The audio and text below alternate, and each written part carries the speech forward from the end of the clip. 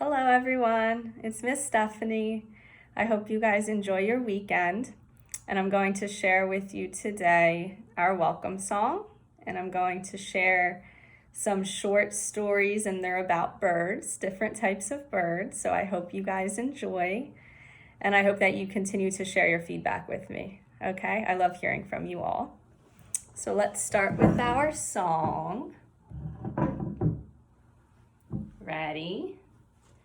Come on everybody and say hello. Come on everybody and say hello. Come on everybody and say hello, no matter what the weather. Come on everybody and clap your hands. Come on everybody and clap your hands. Come on everybody and clap your hands, no matter what the weather. Okay, and we're going to stomp our feet. Ready? Come on everybody and stomp your feet. Come on everybody and stomp your feet. Come on everybody and stomp your feet, no matter what the weather. All right, and we're going to wiggle. Ready? Come on everybody and wiggle, wiggle. Come on everybody and wiggle, wiggle. Come on everybody and wiggle, wiggle, no matter what the weather. And we're going to flap our wings. Come on everybody and flap your wings. Come on everybody and flap your wings. Come on everybody and flap your wings, no matter what the weather. Very good. I hope you guys enjoyed our welcome song.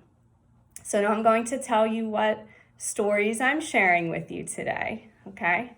So again, the story that I'm sharing, the title is Bird Tales. And I'll be doing, again, this story, I found it in the Baldwin Library of Historical Children's Literature. It was published by D. Lothrop and Company in 1889. So I'm going to be sharing it with you today. It is in the public domain. And I hope you enjoy the 4 stories. They're called A True Story About a Bird, The Lost Chicken, The Story of Peep, and A True Account of a Parrot. Okay, so I hope you guys really enjoy. All right, I'm going to share with you my screen in a second. Page 1. I'll show you first the cover. There aren't a lot of pictures, but I will show you the pages. Okay, here we go.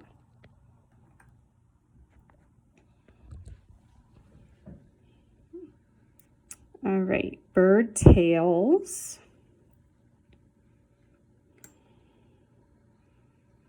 There's the different birds.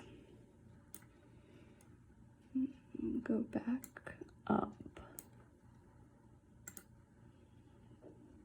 to our first story. We have A True Story About a Bird. Okay. A pair of hummingbirds built their nest in a tree. The tree was a butternut tree. It stood near a house.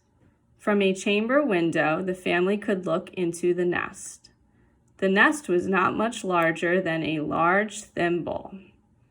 In this nest, they could see the beautiful little mother sitting on her eggs. There were only 2 eggs.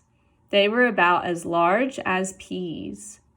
The people in the house were careful to never disturb their small neighbors, but they often went to the window to look at them.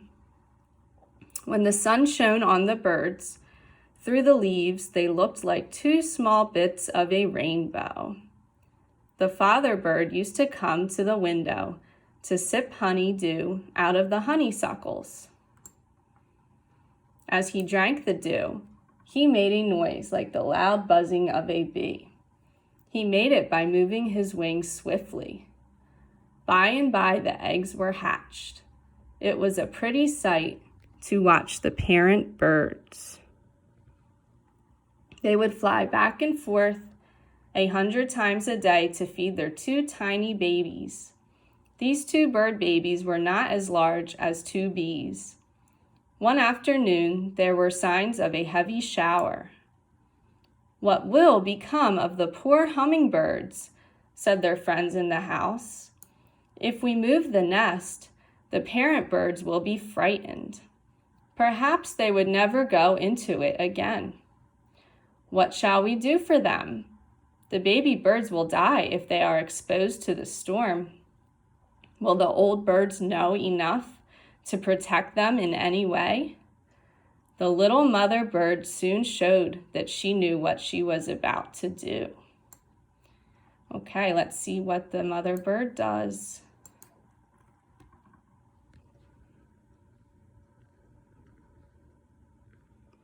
Some of the family at the window saw her grasp a large leaf with her bill. She spread this out over her nest. There was a hole in the leaf. She slipped this hole over a small stick in the side of the nest. This stick held the leaf in place. The baby birds were safely covered. Then she flew away. When the rain was over, the mother came back. She unfastened the leaf. She found her baby birds dry and warm and ready for their supper. Was she not a nice little mother? Oh, so the mother bird, she was able to protect her babies so that they were safe. Next, we have our next story. This one's called The Lost Chicken. You see all the baby chicks. The Lost Chicken. Biddy had 10 chickens. Each of the 10 was covered with soft gray feathers. Each of the 10 had little yellow feet and yellow bills. Each of the 10 looked so much like the other 9 that Patty could not tell one from another. Patty was the girl who owned Biddy and her 10 little chickens. But Biddy could see plenty of difference between her chickens. Biddy could see that one had longer legs than the others. Biddy could see that one was cross-eyed. Biddy could see a very, very small black feather starting to grow on the head of one, the plumpest of the flock. Biddy was sure that the back of another was streaked with black. Biddy was able to tell them apart by such marks as these. Biddy's chickens did not give her much trouble. They were always good to mind. They liked to run off and scratch in the dirt. But as soon as their mother called, they would hurry back to her. When Patty came out to feed them, Biddy would say, "Cluck, cluck, cluck," very loud and fast. Then all the chickens would run together to get something to eat. Every morning before she went to school, Patty brought them fresh water in a tin pan. She fed them with dough made of cornmeal. She always brought the dough in a bowl which had red and blue stripes around it. One Saturday, she forgot to carry the bowl into the house. She left it on the ground and went into the garden to pick currants. Then Biddy went to it and ate the few crumbs of dough she found inside. Some of the chickens flew up and stood on the edge of the bowl. At last, they all got down and went off, except one. By and by, this one tried to get down, but he tipped the bowl and it upset. It fell over him and covered him up. Uh-oh. He was frightened to find himself shut into this dark place. He peeped as loud as he could for help. Biddy saw the bowl when it fell. She knew that her chicken was under it, but she could not get him out. She was very unhappy. She wished and wished that Patty would come back. But Patty did not come. From the garden she went into the house. There she sat down to sew a ruffle on her new pink apron. Poor Biddy had to wait and worry all the afternoon. Just before sunset, Patty went into the kitchen to stir up some dough for the chicken's supper. She could not find the bowl. She looked around for it. At last, she remembered that she had left it outdoors, so she went after it. Biddy saw her. She ran to meet her. She said, "Cluck, cluck, cluck." The chickens followed her, and Patty counted them. She counted them every night. She found there were only 9. "Oh, Biddy, you have lost one of your chickens," said she. "That is too bad. We must try and find it." She came toward the place where the bowl lay. She heard the lost chicken peeping. "There," said Patty. "I hear it crying. Where can it be?" She looked among the weeds and grass. She looked under the currant bushes. She looked through the sage bed. Let's see if Patty finds the baby chick. She did not think to look under the bowl. "How strange it is that I cannot find that chicken," said she. "I will feed Biddy because she seems to be very hungry, and then I will have a real hunt." She took up the bowl to bring some dough. Out ran the missing chicken. He ran as fast as he could and got into the flock. How Patty laughed when she saw him run out from under the bowl. She came back soon with a nice supper for them. After they had eaten, they all wiped their bills on the grass. Then Biddy walked off to her house to go to bed. Biddy's house was a barrel turned down on its side. The chickens followed their mother into the barrel. Biddy was very thankful to have her family together again. They soon were fast asleep. Then Biddy put her head under her right wing and went to sleep too. I think the mother, Biddy, she had a rough day. She was very worried about her baby chick. Let's find our next story. This one's called The Story of Peep.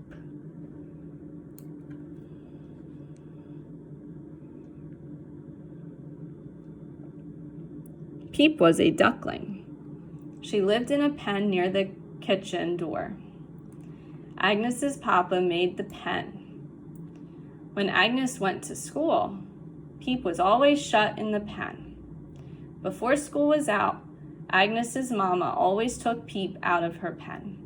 Then she would waddle off to the gate and wait for Agnes.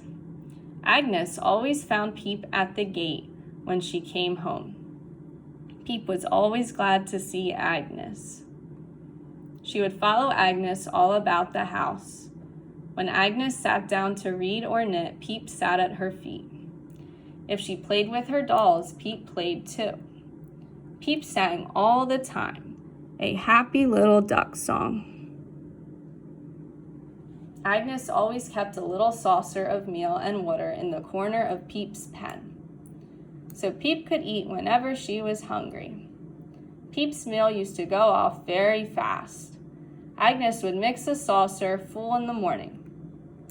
In a short time, it would all be gone, but Peep would be as hungry as ever. Agnes said, "Peep, you eat a great deal, but you do not grow fat. What is the matter?" But one day, Agnes found out what was the matter. She put Peep in her pen and went into dinner. And there's the duckling, Peep. She's waiting for Agnes. Let's see what happens. She heard Peep scream. She ran out. Her papa and mama ran out too. There was a great rat in the pen. Uh-oh. He had caught poor little Peep by one leg. He was trying to drag her off. Oh no. He had eaten up Peep's meal every day, and now he wanted to eat Peep too. But Papa killed the naughty rat. Poor Peep was very badly hurt. Mama bound up the hurt leg, and Agnes tended her pet the whole afternoon. Peep soon got well, and Agnes loved her better than ever. Peep has grown into a fine large duck. She still likes to wait at the gate for Agnes. So Peep did get hurt, but then she heals and gets all better. That's a good story. Now we have our final story.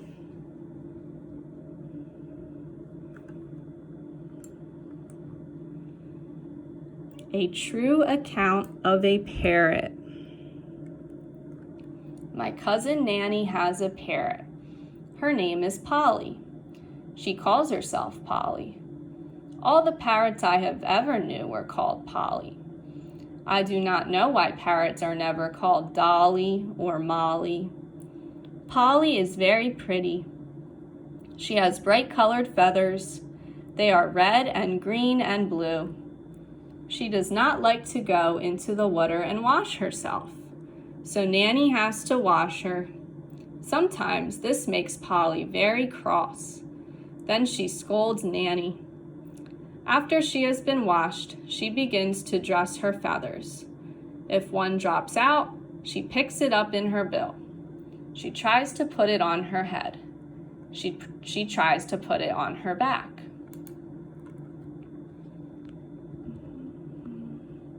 Let's see what our picture is down here. It says Nanny and Polly. Looks like Polly's helping her write something. She seems to feel badly because she has lost a feather. She likes Nanny's mother very much. When Nanny's mother brings out her bonnet and shawl, Polly says, "Goodbye, Mother. Goodbye, Mother." She says goodbye until Nanny's mother goes out and shuts the door. Nanny's mother was sick last winter, and Polly missed her very much. One day, Polly was let out of her cage. She went into every room and looked all around. She went into the bedroom. She climbed up on the bed. There she found Nanny's mother. Then Polly was glad. She put her bill up to Nanny's mother's cheek and said, "Poor mother's sick." Polly is very playful. She will play with a spool. She will play with a little stick just like a kitten. She will walk around the room and pick the tacks out of the carpet. She pulls the nails out of Nanny's camp chair. Her bill is very sharp. She does not allow anyone except Nanny's little sister to take her. If they touch her, she bites them. But if they hold out a stick, she will climb upon that. Sometimes her owner sits at the table and sews. Sometimes she sits at the table and writes. Then Polly will climb up on the back of Nanny's rocking chair. She will step over on Nanny's shoulder. She will creep down upon the table. She will pick at Nanny's fingers and at her pen. Polly is sick sometimes. Then she moans. She shuts up her eyes. She draws her head down. Nanny says, "What's the matter, Polly?" Polly answers, "Polly's sick. Polly wants a pepper." Then Nanny gives her a piece of a red pepper. Polly eats it. She is well in a few minutes. Polly learns new words every day. She will soon be a very wise parrot. The end. So those were our 4 stories for today. As you could see, there were lots of bird stories in that collection. So I think we might do some more. But that is all I have for you guys today. So I hope you have a great weekend. And I hope you're enjoying our story times, craft times, and singing our welcome song. And please contact me if you're interested in talking to me in a different kind of way. So I'll be able to reach out to you and we'll be able to talk, we'll be able to share a story. So those of you that come to my We Read and preschool story time, this is open for you guys, okay? So I hope you guys have a great weekend, and I miss seeing you all, and hopefully soon we'll have an update about getting together and maybe seeing you guys, okay? But for now, we're going to enjoy doing these virtual story times. And please stay posted on our Facebook page and the library website, okay? Bye, guys. See you soon. Take care. Bye.